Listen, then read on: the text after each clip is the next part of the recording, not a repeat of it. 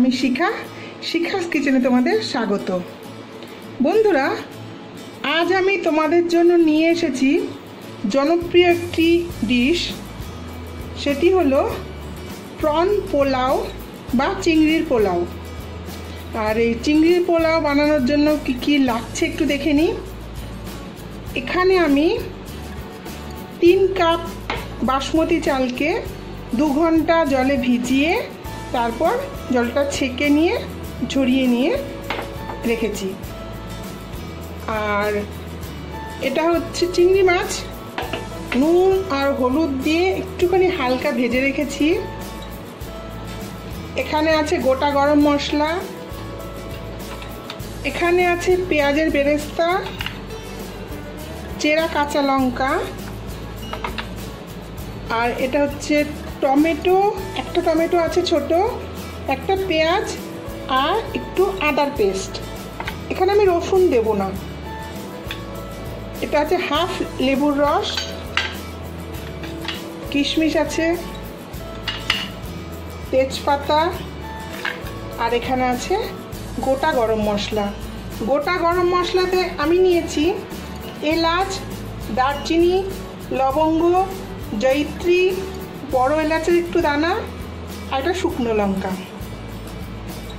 বন্ধুরা, এদিকে আমি গ্যাসে কড়াই গরম করে নিয়েছি, তো আমি রান্নাটা শুরু করব।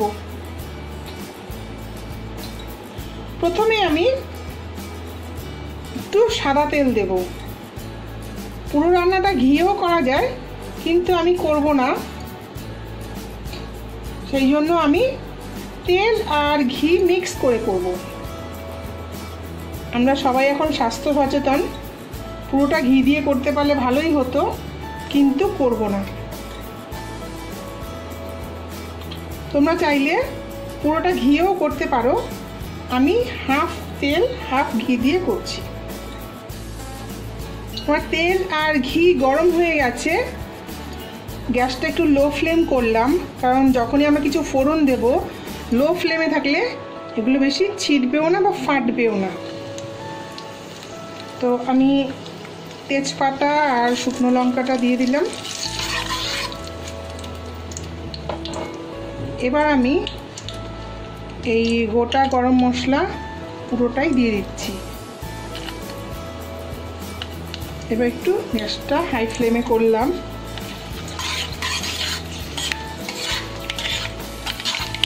গরম মশলার খুব সুন্দর একটা গন্ধ বেরিয়েছে।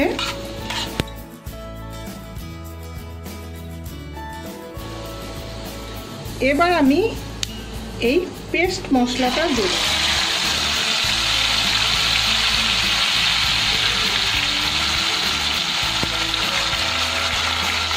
আমি আগেই বলে রেখেছিলাম যে এতে একটা পেঁয়াজ, একটা টমেটো আর একটু আদা আছে পেস্ট করা।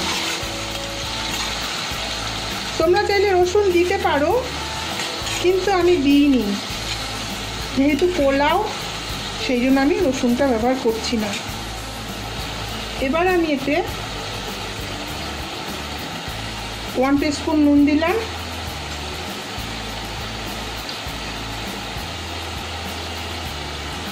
1/4 টিস্পুন হলুদ দিলাম। খুব বেশি হলুদ দেব না, কারণ পোলা বেশি কালার হলে দেখতে ভালো লাগবে না, একটু হালকা কালার হলেই ভালো লাগবে।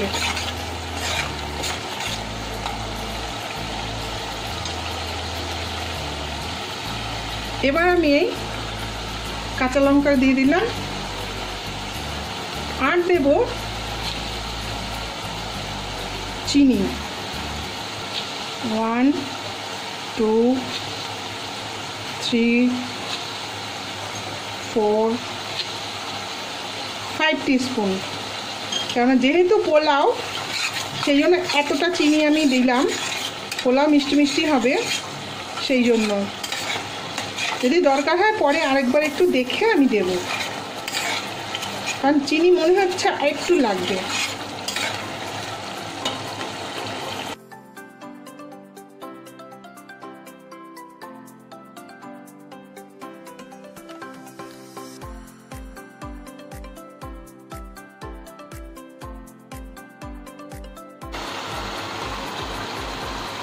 আমার মশলা তেল ছেড়ে দিয়েছে। এবার আমি এই 3 কাপ চালকে পুরোটাই দিয়ে দিলাম। দিয়ে এবার একটু চালটাকে আমি কষিয়ে নেব। এখানে একটা কথা বলে রাখি যে আমি এখানে 3 কাপ চাল নিয়েছি, আর সেই জন্য আমি 6 কাপ জল ব্যবহার করব।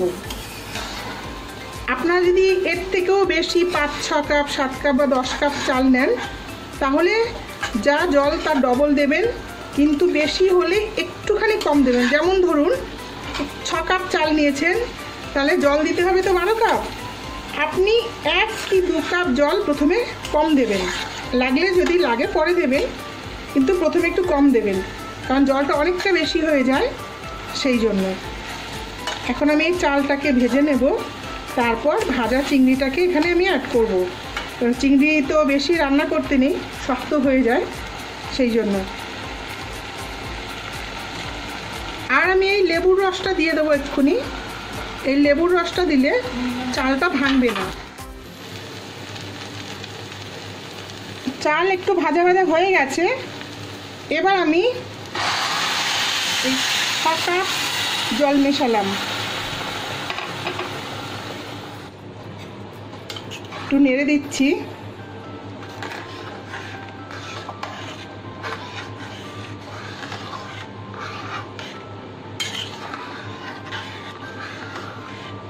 আমি একটু আগেই বলছিলাম তোমাদের যে যদি 2 কাপ বা 3 কাপ চাল হয় তাহলে তার ডবল জলই দেবে।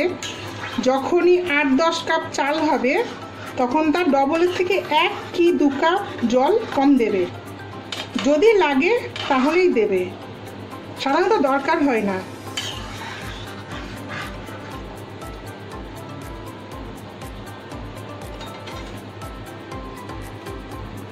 এবার আমি এই ভাজা চিংড়ি মাছগুলো এর মধ্যে দিয়ে দিচ্ছি।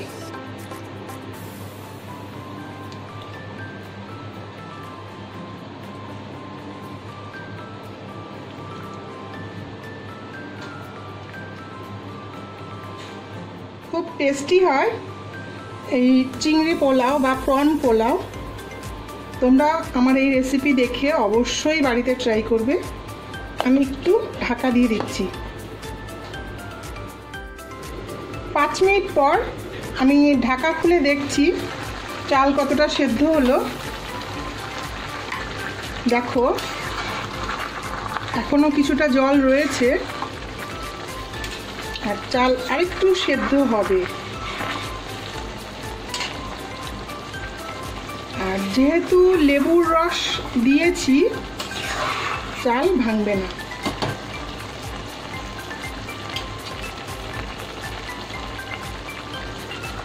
আরেকবার ঢাকা দিলাম।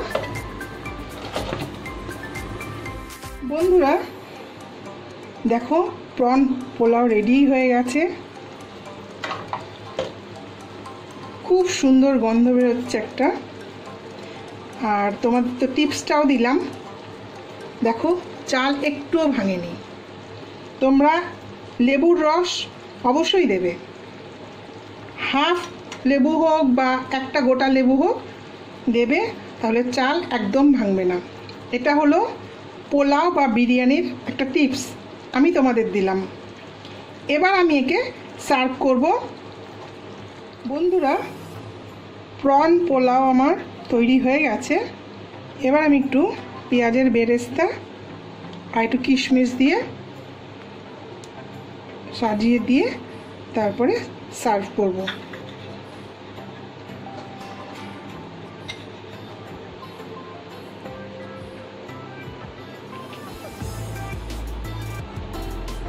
দেখো কত সুন্দর কালারফুল লাগছে এই প্রন পোলাও। কত সুন্দরভাবে তৈরি হয়ে গেল প্রন পোলাও। দেখো একটা চালও ভাঙেনি। তোমরা তো টিপস দিয়েই দিলাম, সেটা তোমরা ফলো করবে। আর এখানে আছে স্যালাড। এটা হচ্ছে কাতলা রেজালা। আমি কাতলা রেজালার রেসিপিও আপলোড করে দিয়েছি, তোমরা একটু দেখে নেবে। আর আমার এই সুন্দর রেসিপিটি যদি তোমাদের ভালো লেগে থাকে তাহলে লাইক কমেন্ট শেয়ার অবশ্যই করবে। আর আমার চ্যানেলটিকে সাবস্ক্রাইব করবে, পাশে থাকা বেল আইকনটিকে প্রেস করবে, যাতে আমি নতুন ভিডিও আপলোড করলেই তোমাদের কাছে নোটিফিকেশান চলে যায়। আর যদি তোমাদের কোনো রেসিপি সম্বন্ধে জানার থাকে তাহলে কমেন্ট বক্সে আমাকে কমেন্ট করে জানাও, আমি আগামীতে সেই সব ভিডিওগুলো তোমাদের জন্য আপলোড করব। Thank you.